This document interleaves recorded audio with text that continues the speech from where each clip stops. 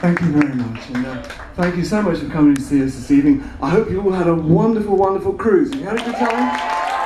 Right. So we're just going to play a few tunes tonight, and if anybody, I'm not quite sure how we're going to work it, but if anybody wants to ask any questions, they're very, very welcome. It's incredibly informal, just say whatever you think, well, within reason. And we'll try and answer your question. Okay, well, we'll start with something that you know. I have no idea what this song is. I don't recognise it.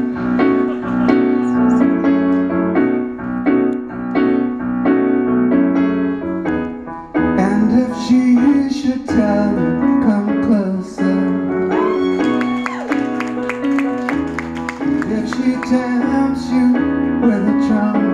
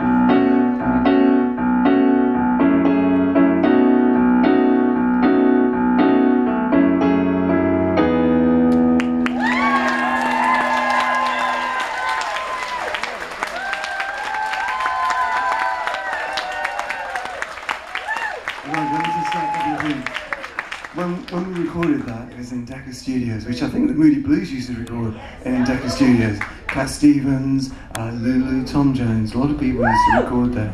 And what we used to do, we recorded very, very fast, and so that we'd do lots and lots of backing tracks. It was originally that sort of thing. And so I would just sit in the control room, and being a very involved, energised type person, I would just fall asleep completely while they were doing it. And they woke me up to sing that song. Well, actually, we'd had some very exciting news earlier in the session. She's Not There, just gone to #1 in Cashbox. So we were really... But I still managed to fall asleep. And they woke me up and said, "Can I sing this song? Sing it." And if you listen to it, I think it's in the second chorus. Yeah. Second chorus. It goes, and I said, "Look, I can do that again, I can do that again." But in those days, things were recorded so fast. They said, "It's fine, no one will notice that." So some of the words are completely slurred in that. And it went to, I think, #6 in Cashbox and sold nearly 1 million copies. And no one ever noticed that the words were slurred. It's so weird doing this without the band, but it's very nice and sort of intimate. But we thought we'd play 1 or 2 songs, but also if anyone really has got anything they want to ask. Is there anything anybody wants to ask between the songs? How long do you have? How long do we have? Well, it depends how well I feel, really. I think we've got 3/4 of an hour.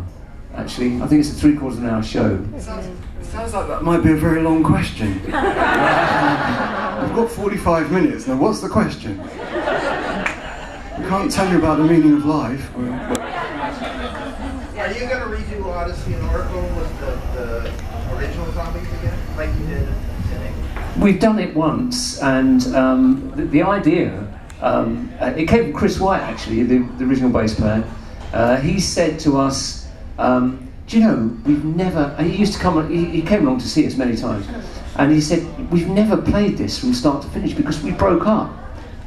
We broke up before the album came out.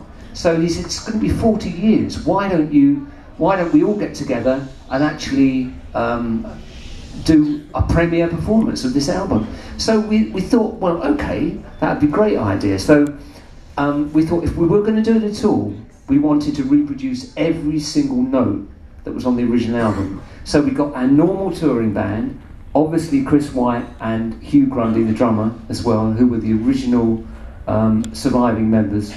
And we got Darian Sahanaja from Brian Wilson's group to come over and play some of the overdub Mellotron parts that I'd originally done.